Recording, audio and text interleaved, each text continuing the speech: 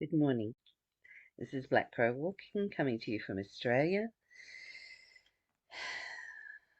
I'm bringing you today A Course of Love by Mari Perron. It's a study. We're doing a study.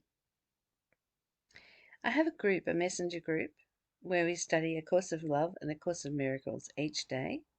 If you would like to join that group, please connect with me on Facebook, Black Crow Walking, and I will join you up to that group so that each day, when you start your day, you will receive the messages in your inbox, in your messengers.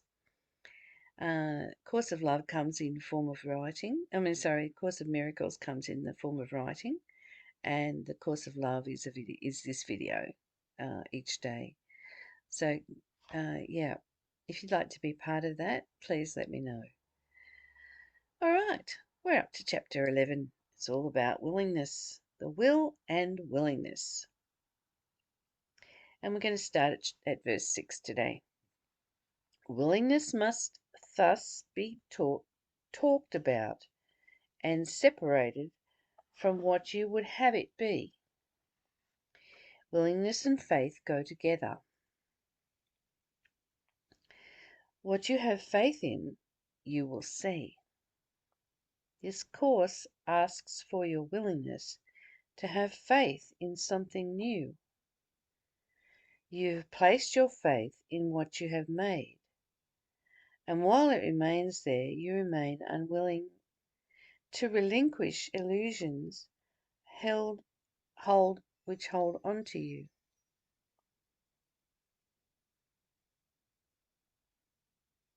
To relinquish, you have placed your faith in what you have made, and while it remains there, you remain unwilling to relinquish illusions hold on you.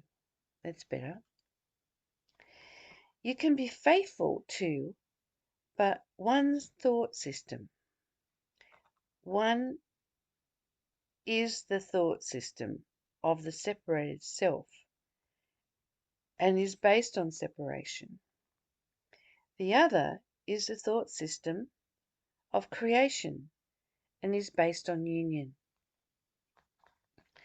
Your faith in what you have made has been shaken now, and you realize you would like to place your faith elsewhere.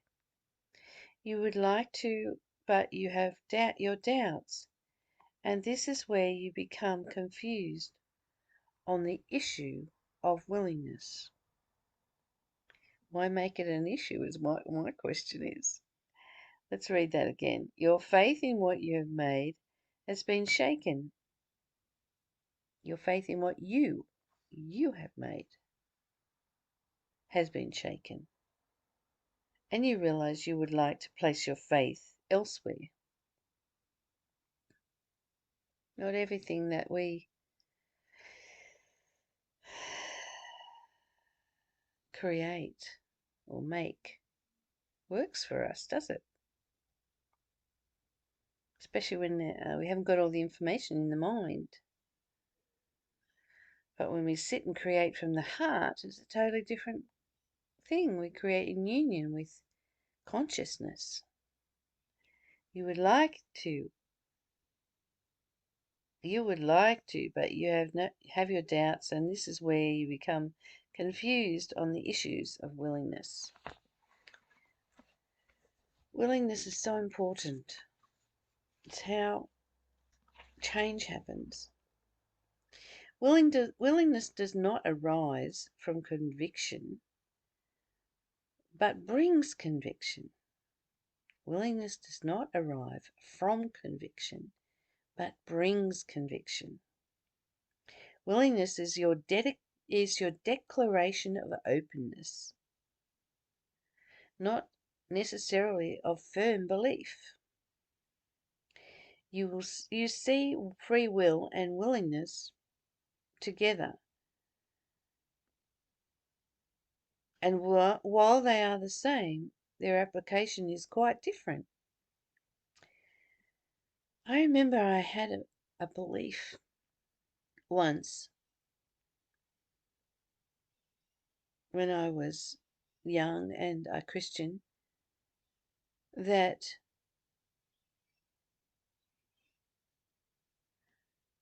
I believed in my marriage. I believed in the house and the two kids, and I believed in all of it, the bond of marriage. And then one day I didn't anymore because I stopped loving my husband, and everything fell apart for me. This was 30 years ago. Everything fell apart. And when I put myself back together, it was a much better place to be. And I realized that God wasn't in a little box labeled Christianity. That this love God, this love that Christians call God is love, this love was everywhere and in everything. And there was no separation. There was no identity. There was no personality. It was just this divine love that was creative. Your free will your free will you guard most closely, knowing this is what made the separation possible. You regard it as your one protection from God, the one thing that allows you to be other than what God would have you be. It is your God given right and independence, excuse me, that which allowed you to leave God's side the way a child reaches the age of adulthood has the right to leave her parents' home. Hmm. Your free will, and read that again, verse 8. Your free will you guard most closely, knowing this is what made the separation possible.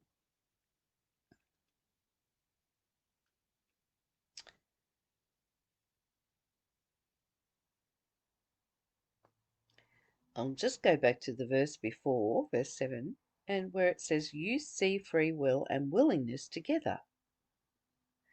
And while they are the same, their application is quite different. So now we're talking about that in terms of free will. Your free will you guard most closely, knowing this is what made the separation possible. You guard it as your one protection from God. You regard it as your one protection from God. So does that mean God gave it to you, or you're being protected from God? I don't know. The one thing that allows you to be other than what God would have you be. It is your God-given right of independence. So God gave you the right of independence, that which allowed you to leave God's side, the way a child reaching the age of adulthood has the right to leave her parents' home. To think you must protect anything from God is insane. There we go. That's why I thought that verse before was a bit insane. But anyway, I'll read that again. To think you must protect anything from God is insane. And you know that this is so. But because you view free will as all you have that God cannot take away from you, you have not yet given up His protection. Why do we need to protect ourselves from love? That's what I want to know. It does not matter to you that it is insane to think that He who has given you everything seeks to take everything away from you. Is that true? Or are you creating that? We love to blame, don't we? It's a very low vibrational frequency, and it will keep you stuck in your rut if you keep blaming.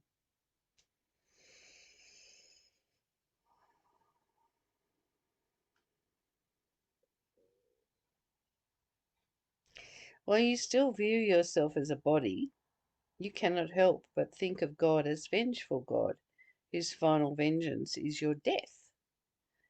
While you still think of yourself as a body, it is easier to accept that your banishment from paradise was God's decision, not your own.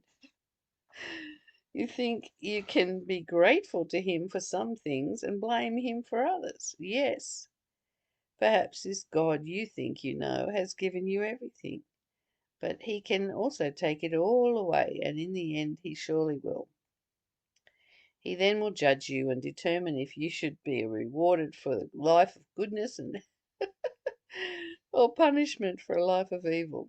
He might accept you back, but He might not. A God such as this would seem to have little faith in you and to deserve little faith in return.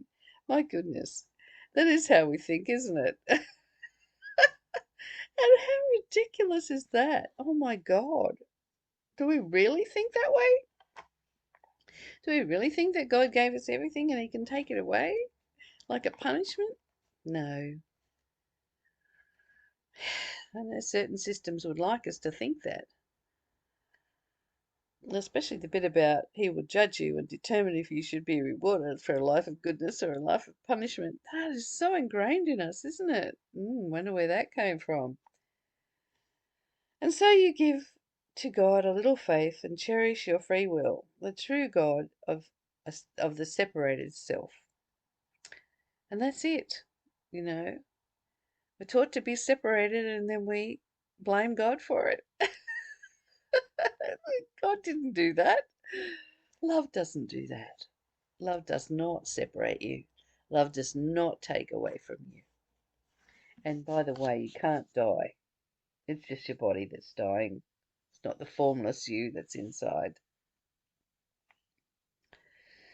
You think at times that this was God's mistake, one weakness in His plan and one that you would use. At other times, you think that this was but God's curse on you, a thing to tempt you to the life of desperation that you live. But your strongest perceptions of your free will is of its power. No matter what God wants of you, you could use your free will to rebel and to make your own choices different than those your Creator would make for you, the Creator that you designed, the Creator your separated self believes in. Goodness me. This right to make your own decisions and the power to flaunt them before God is all that makes you, your little separated self, feel powerful at all. So here we are, we're indoctrinated. We're indoctrinated with this system that demands that we live a good life so that we'll go to some heaven in the sky.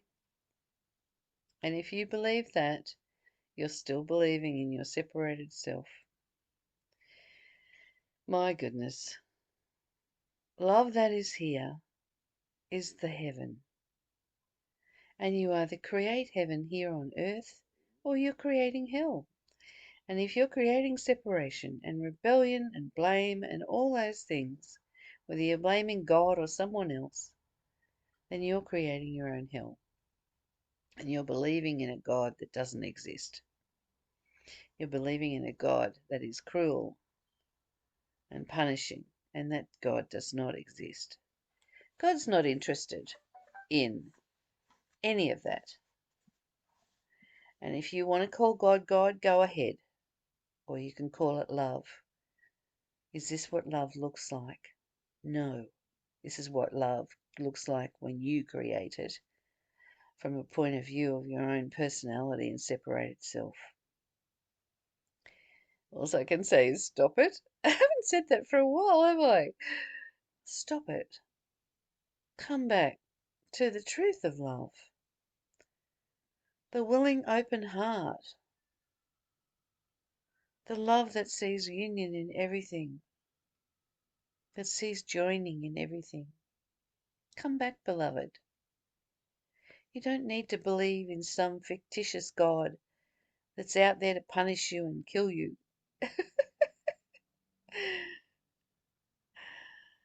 Come back to the love that's inside you, to your non-separated self, to the one that's in union with love and in union with all things. Be willing to open your heart again and let that willingness lead you back to your true self, this beautiful internal journey that is yours. Bring yourself away from those external trainings that you got.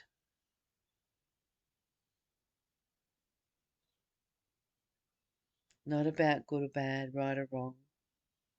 Never has been, never will be. Not about judgment, judging yourself as good, bad, right or wrong, or judging somebody else as good, bad, right or wrong. Come back to you, this internal you that knows love, that knows how to create from love, that knows union with yourself and others. I love you. Until we meet tomorrow. Bye for now.